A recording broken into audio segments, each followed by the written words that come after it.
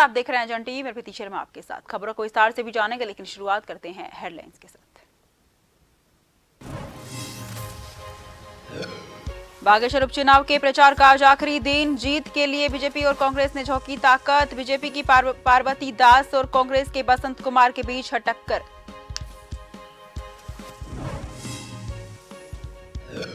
उत्तराखंड को हरा भरा बनाने के लिए एमडीडीए की पहल। वृक्षारोपण के लिए निशुल्क पौधे कराए जाएंगे मुहैया। 10 लकी विनर को मिलेगा साइकिल जीतने का मौका।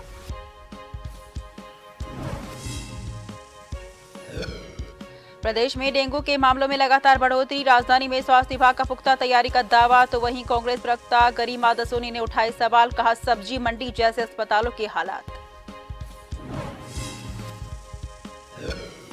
जोशीमठ का पगनो गांव प्रकृति के साथ साथ सरकार की भी बेरुखी का शिकार। भूस्खलन के बाद टेंट में पड़ने को मजबूर बच्चे। प्राइमरी विद्यालय क्षतिग्रस्त तो पंचायती भवन भी नहीं सुरक्षित। उत्तराखंड के बच्चों को भाषा और गणित विषय में निपुण बनाने के लिए शिक्षा विभाग की पहल। सरकार ने 2026 तक का लक्ष्य किया निर्धारित। लगातार चल रहा प्रशिक्षण कार्यक्रम। प्राइवेट स्कूलों के बच्चों को भी किया सम्मिलित।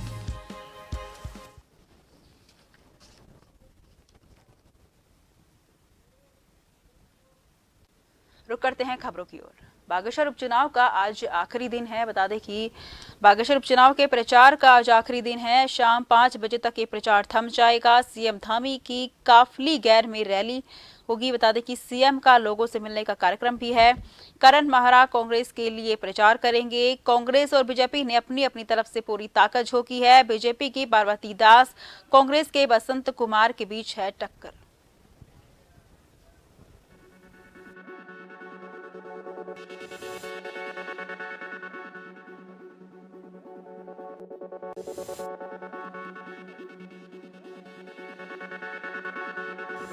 आज आखिरी दिन है। शाम 5 बजे तक ये प्रचार थम जाएगा। बता दें कि दोनों ही पार्टियों ने अपनी अपनी तरफ से ढी से लेकर चोटी तक का जोर लगाया है प्रचार में।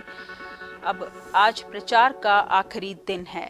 5 बजे तक ही प्रचार किया जा सकेगा, उसके बाद प्रचार थम जाएगा।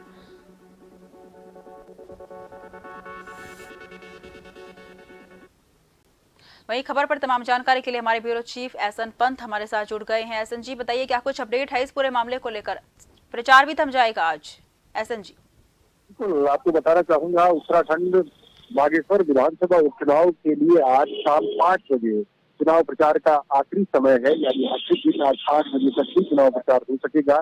इसके लिए आज तमाम राजनीतिक दल, चाहे वो भारतीय जनता पार्टी हो या कांग्रेस हो या उत्तराखंड क्रांति दल हो या फिर जो और चुनावी प्रत्याशी के रूप में मैदान में है, सभी आज आखिरी दिन पूरी ताकत झोंकना चाहते हैं और अपने आप को बेहतर बताने का प्रयास कर रहे हैं। इसीलिए क्योंकि मुख्यमंत्री का आज रोड शो है, अपने प्रत्याशी पार्वती दास के चुनावी रैली के तौर पर, क्योंकि शाम को 5 बजे चुनाव प्रचार थम जाएगा। ऐसे में भारतीय जनता पार्टी की तरफ से प्रदेश अध्यक्ष महेंद्र भट्ट मौजूद है आज के चुनावी जनसभाओं के लिए, रैली के लिए, शक्ति प्रदर्शन के लिए और डोर टू डोर कैंपेन के लिए। इसके अलावा जो चुनाव के प्रभारी बनाए गए हैं, कैबिनेट मंत्री सौरभ बहुगुणा क्षेत्र में मौजूद हैं, कैबिनेट मंत्री मौजूद है और भारतीय जनता पार्टी के संगठन से भी आज के काफी पदाधिकारी वहां मौजूद हैं। इसके अलावा अगर हम बात करते हैं कांग्रेस की, तो कांग्रेस के तमाम नेता आज अपने प्रत्याशी बसंत कुमार के लिए चुनाव प्रचार कर रहे हैं और उनकी कोशिश है कि 5 बजे तक जब चुनाव प्रचार थम जाएगा, उससे पहले जितने ज्यादा से ज्यादा रैलियां की जा सके, रोड शो किया जा सके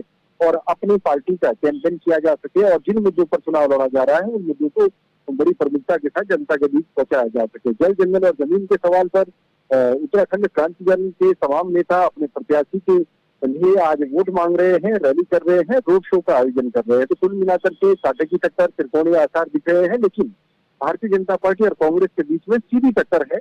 एक तरफ बीजेपी में जो पार्वती दास है, स्वर्गीय चंद्रनाम दास, जो पूर्व कैबिनेट मंत्री थे, विधायक थे, उनके निधन के बाद ये सीट रिक्त हुई है। उनकी पत्नी को चुनाव खेला है और उनके चुनावी मैदान में उतारा है। वहीं कांग्रेस पार्टी ने बकायदा आम आदमी पार्टी के पिछले चुनाव की अगर हम बात करें तो उस समय के प्रत्याशी बसंत कुमार को अपना प्रत्याशी बनाया है। ऐसे में बीजेपी और कांग्रेस के बीच ही कड़ी मुकाबले के आसार जरूर नजर आ रहे हैं। लेकिन जहां तक हम चुनाव प्रचार की बात करें तो सुरक्षा व्यवस्था के तहत और चुनाव आयोग की तरफ से पूरी तैयारियां हैं, क्योंकि 5 तारीख को वोटिंग होनी है।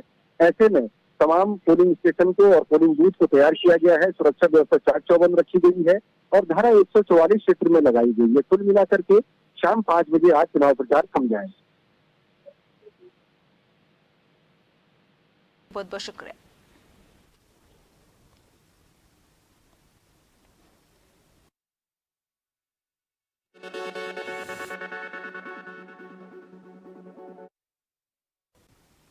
वहीं बागेश्वर उपचुनाव में अब कुछ ही दिनों का समय बचा है। बागेश्वर चुनाव में कांग्रेस बीजेपी की सीधी टक्कर देखने को मिल रही है।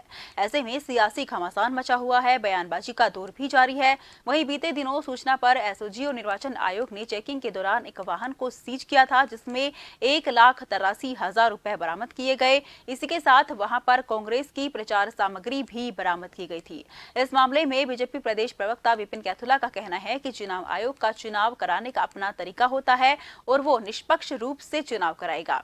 सूचना मिलने पर चुनाव आयोग कार्यवाही भी करता है। विपिन कैथुला ने कहा कि कांग्रेस लगातार आरोप प्रत्यारोप का खेल खेल रही है। ऐसे में उनका चेहरा बेनकाब हो गया है।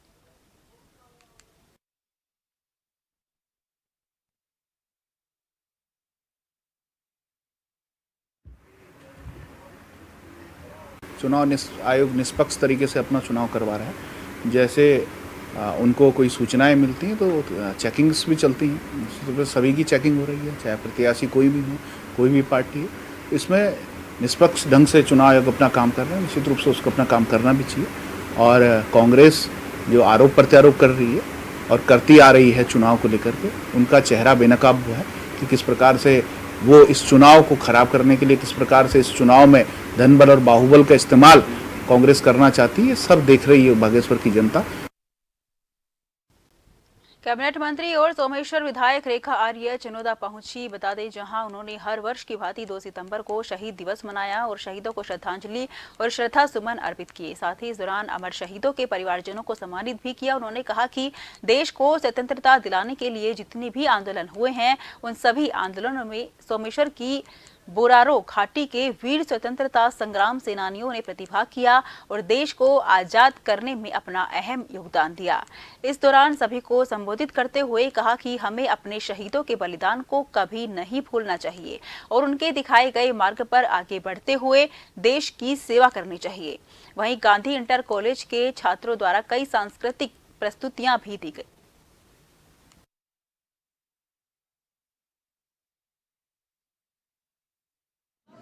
देखिए, हमारे विधानसभा सोमेश्वर में और जनपद अल्मोड़ा में 2 सितंबर को विशेष दिन के रूप में हम सब लोग मनाते हैं। 2 सितंबर अपने आप में शहीदों का वो दिवस है जिसके लिए हमारे बोरारो घाटी के हमारे आम जनमानस के लोग देश को आज़ादी दिलाने के लिए अपने प्राणों की उन्होंने आहुति दी। यही गांधी आश्रम है जो उनके इस शहादत का प्रतीक के रूप में हम सबके बीच में अस्तित्व में है। आज ही के दिन हम सब लोग अपने बोरारो घाटी के शहीद हुए उन सभी महानुभावों को याद करते हैं, जिनके कारण आज हम स्वतंत्रता प्राप्त करते हुए लगातार अपने इस घाटी को आगे बढ़ाने का काम कर रहे हैं। उत्तराखंड का शिक्षा विभाग शिक्षा में बेहतर परिणाम के लिए काफी हद तक बेहतर प्रयास कर रहा है। कुछ दिन पहले राजधानी देहरादून में शिक्षा विभाग द्वारा निपुण भारत मिशन के तहत 2 दिवसीय ट्रेनिंग प्रोग्राम आयोजित किया गया था। आमतौर पर देखा जाता है कि कक्षा 1 से लेकर कक्षा 3 तक के बच्चे बुनियादी साक्षरता, संख्या ज्ञान और सामान्य गणित को आसानी से समझ नहीं पाते हैं। वहीं शिक्षा महानिदेशक बंशीधर तिवारी ने मीडिया को बताया कि बच्चों को भाषा और गणित में दक्ष बनाना शिक्षा विभाग का लक्ष्य है। इसी लक्ष्य को पूरा करने के लिए लगातार प्रशिक्षण का कार्यक्रम चल रहा है। वहीं इस प्रशिक्षण कार्यक्रम में प्राइवेट स्कूलों को भी सम्मिलित किया गया है।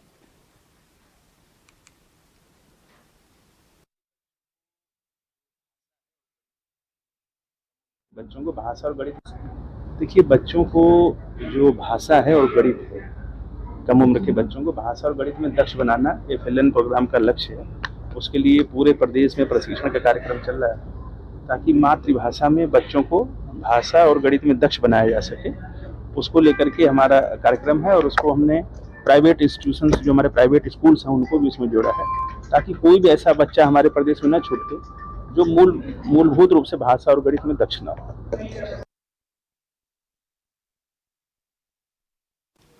देहरादून को हरा भरा और सुंदर बनाने के लिए MDDA लगातार काम कर रहा है। इसी कड़ी को आगे बढ़ाते हुए MDDA उपाध्यक्ष बंशीधर तिवारी ने कहा कि यदि किसी व्यक्ति द्वारा व्यक्तिगत तौर पर या कॉलोनी में पेड़ों की मांग की जाती है, उसे निशुल्क पेड़ों को उपलब्ध कराया जाता है। आगे उन्होंने कहा कि MDDA ऑनलाइन पोर्टल भी लॉन्च किया गया है। उस पोर्टल में यदि लॉगिन करके वृक्षों की मांग की जाती है तो MDDA उनकी मांगों को निशुल्क पूरा करता है और MDDA अभी तक 40,000 से ज्यादा वृक्षारोपण कर चुका है। MDDA उपाध्यक्ष का कहना है कि हमने एक योजना लॉन्च की है, उसमें यदि कोई MDDA से पेड़ लेता है या खुद खरीद कर वृक्षारोपण करता है।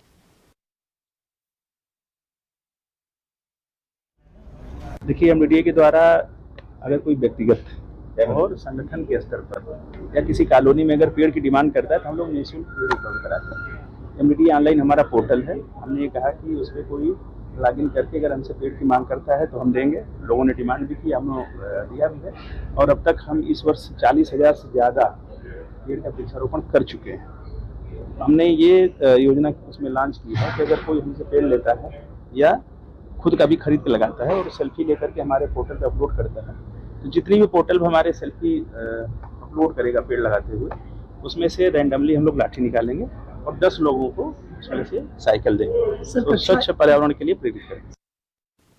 पगनो गांव भारी भूस्खलन की चपेट में है तो वहीं पगनो गांव का एकमात्र राजकीय प्राइमरी विद्यालय पूरी तरह से क्षतिग्रस्त है, जो अब जमींदोज होने की कगार पर पहुंच चुका है। हालांकि राजकीय प्राइमरी विद्यालय में पढ़ने वाले सभी छात्र छात्राओं के गांव के ही पंचायती भवन में शिफ्ट कर दिया गया है, लेकिन पंचायती भवन भी सुरक्षित नहीं है। यहाँ भी काफी खतरा बना हुआ है। बता दें कि पंचायती भवन में पढ़ने वाले सभी छात्र छात्राओं का कहना है कि कोई भी छात्र और छात्राएं यहाँ पर सुरक्षित नहीं है और मात्र एक टीचर के भरोसे पंचायती भवन में सारे बच्चे को पढ़ाया जा रहा है, जिसके चलते पढ़ाई पर भी काफी असर पड़ रहा है।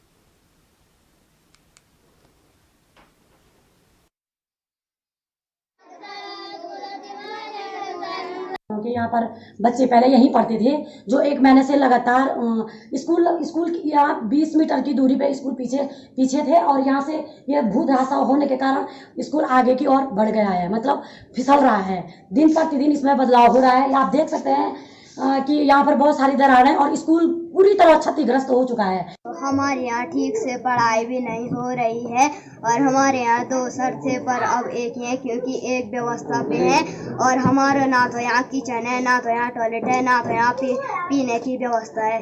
मैं कक्षा 4 में पढ़ता हूँ। हमारे यहाँ लैट्रिन बाथरूम भी नहीं है और खाना बनाना का किचन भी नहीं है, पानी लेने का सुविधाएं भी नहीं है। पानी हम बहुत दूर से लाते हैं और यहाँ स्कूल में भी पानी लाना पड़ता। जन टीवी ग्राउंड जीरो पर मौजूद है और आप मेरे पीछे देख सकते हैं पंचायती भवन में किस तरह से पगनो गांव के बच्चे इसमें पढ़ने के लिए मजबूर हैं। देख सकते हैं यहाँ पर कुछ भी सुविधा यहाँ पर नहीं दी गई है।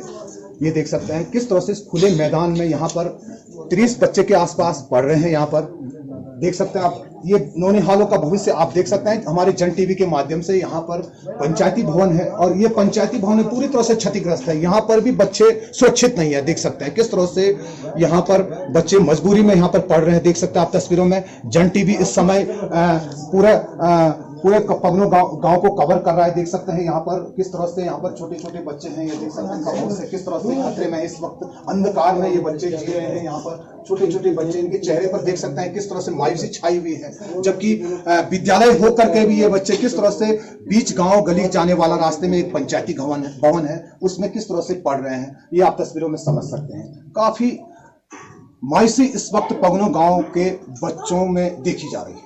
कैमरामैन साथी रुपेश चौहान के साथ नवीन सिंह, पगनो।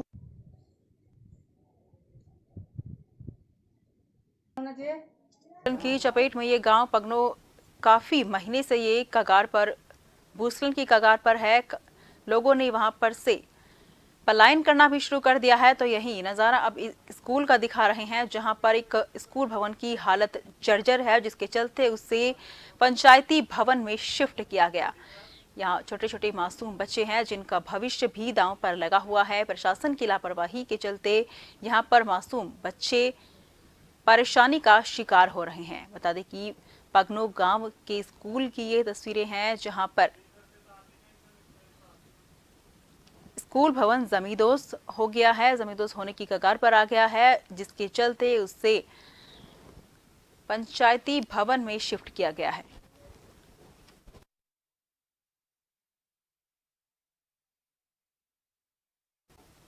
खबरों का सिलसिला जारी रहेगा। फिलहाल लेते हैं छोटा सा ब्रेक।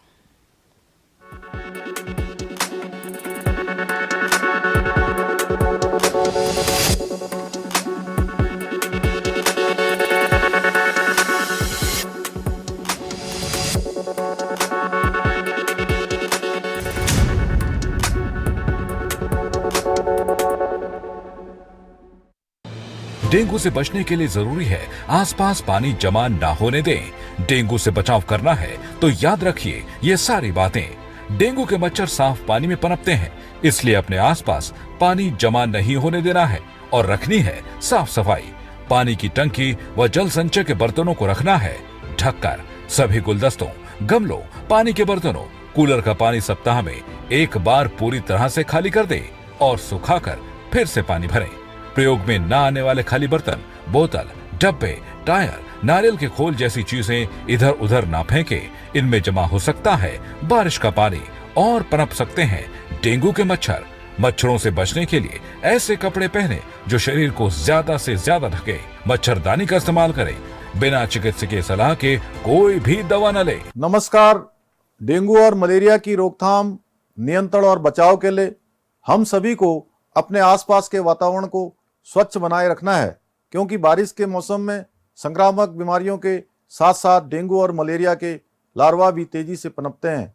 मेरा आप सभी से आग्रह है कि अपने घर में और घरों के आसपास साफ सफाई रखें, जल भराव न होने दें, ताकि डेंगू और मलेरिया की रोकथाम व नियंत्रण के लिए इस बीमारी की मूल वजह पर चोट की जा सके।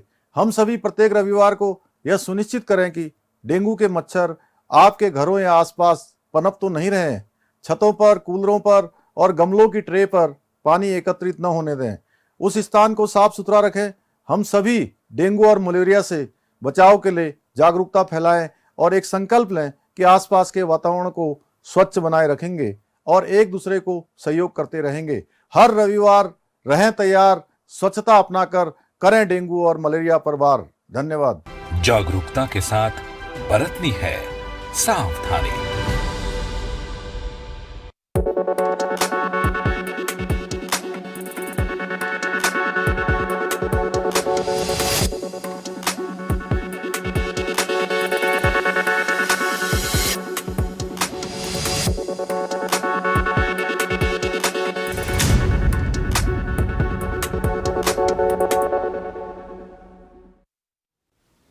ब्रेक के बाद फिर से आपका स्वागत है। रुक करते हैं खबरों की ओर।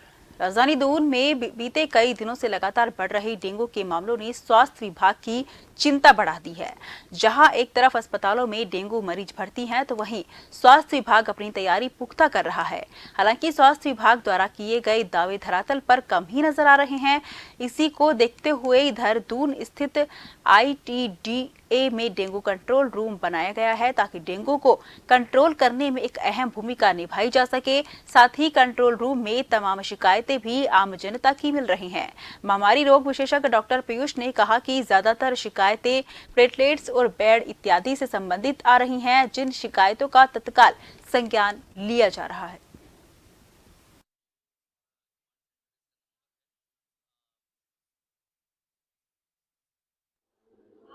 वन 1802525 इस पर कुछ नहीं करना है, आपको बस कॉल करनी है। आपकी जो भी परेशानी है डेंगू से संबंधित उसको आपको बोलना है, बताना है। तो हमारे जितने भी डॉक्टर्स हैं यहाँ पे लगे हुए हैं, वो आपकी सारी समस्याओं का निदान करेंगे। अगर आपको प्लेटलेट की दिक्कत है तो आप यहाँ पे हमारे पास फ़ोन करिए, हम कहीं से डोनर अरेंज करेंगे और आपको हम डोनर दिलवाएंगे ताकि प्लेटलेट आपकी अरेंज हो सके। उत्तराखंड कांग्रेस की प्रदेश प्रवक्ता गरिमा मेहरा दसोनी ने डेंगू के बढ़ते प्रकोप के मद्देनजर देहरादून के दून चिकित्सालय और जिला अस्पताल कोरोनेशन का दौरा किया और प्रेस वार्ता कर आंखों देखा हाल बयां किया। दसोनी ने बताया कि दून अस्पताल और कोरोनेशन के हालात शब्दों में बयां करने जैसे नहीं है। दसोनी ने कहा कि दोनों ही अस्पताल कम, सब्जी मंडी ज्यादा बन चुके हैं। दून अस्पताल के प्रवेश द्वार से ही 150 से 200 मरीजों की लंबी कतार लगना अपना ब्लड सैंपल देने के लिए शुरू हो जाती है। बता दें कि सैंपल लेने के लिए सिर्फ एक काउंटर या कतार में लगे लोग पहले से ही बुखार से पीड़ित थे।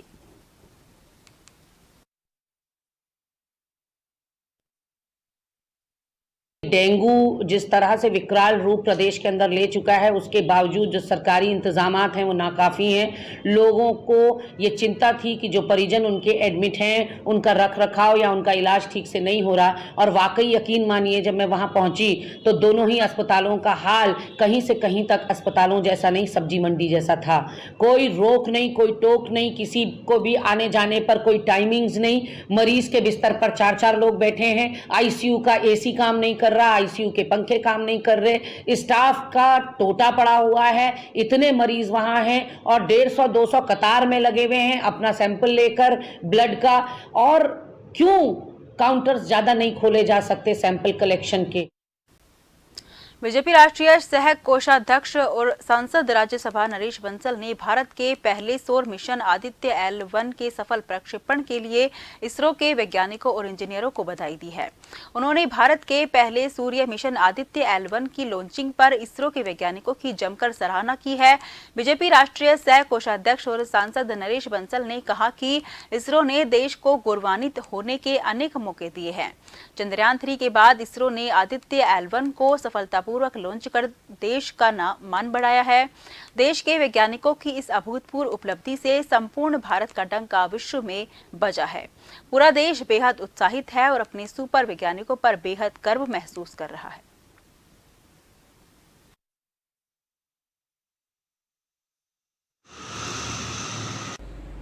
इसरो के वैज्ञानिकों ने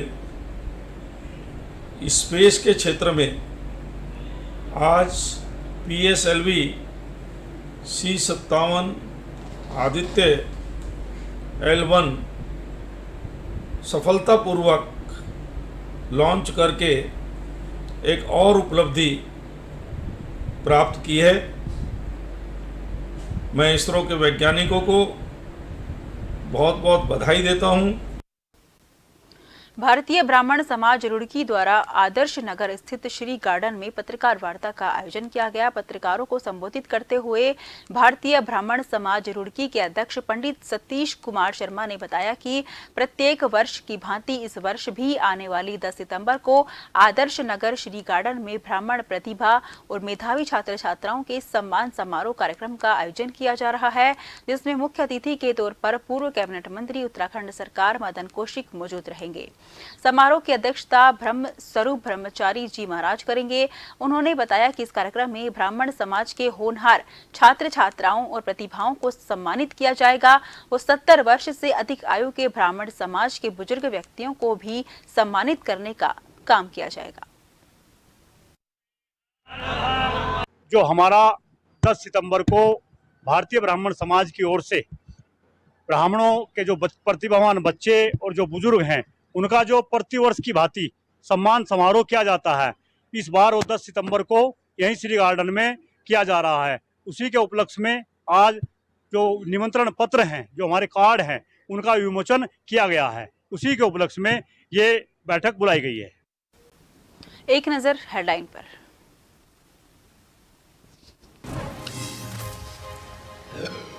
बागेश्वर उपचुनाव के प्रचार का आज आखिरी दिन। जीत के लिए बीजेपी और कांग्रेस ने झोंकी ताकत। बीजेपी की पार्वती दास, कांग्रेस के बसंत कुमार के बीच है टक्कर।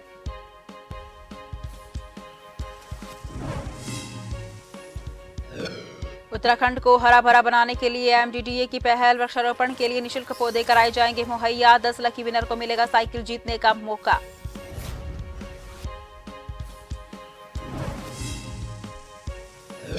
प्रदेश में डेंगू के मामलों में लगातार बढ़ोतरी। राजधानी में स्वास्थ्य विभाग का पुख्ता तैयारी का दावा, तो वहीं कांग्रेस प्रवक्ता गरिमा दसोनी ने उठाए सवाल। कहा सब्जी मंडी जैसे अस्पतालों के हालात। जोशीमठ का पगनो गांव प्रकृति की साथ साथ सरकार की भी बेरुखी का शिकार। भूस्खलन के बाद टेंट में पड़ने को मजबूर बच्चे। प्राइमरी विद्यालय क्षतिग्रस्त तो पंचायती भवन भी नहीं है सुरक्षित। उत्तराखंड के बच्चों को भाषा और गणित विषय में निपुण बनाने के लिए शिक्षा विभाग की पहल। सरकार ने 2026 तक का लक्ष्य किया निर्धारित। लगातार चल रहा प्रशिक्षण कार्यक्रम। प्राइवेट स्कूल के बच्चों को भी किया सम्मिलित। फिलहाल के लिए मुझे दीजिए इजाजत। देश भर की तमाम खबरों के लिए आप लगातार देखते रहिए जन टीवी, क्योंकि हम हैं जन जन की आवाज।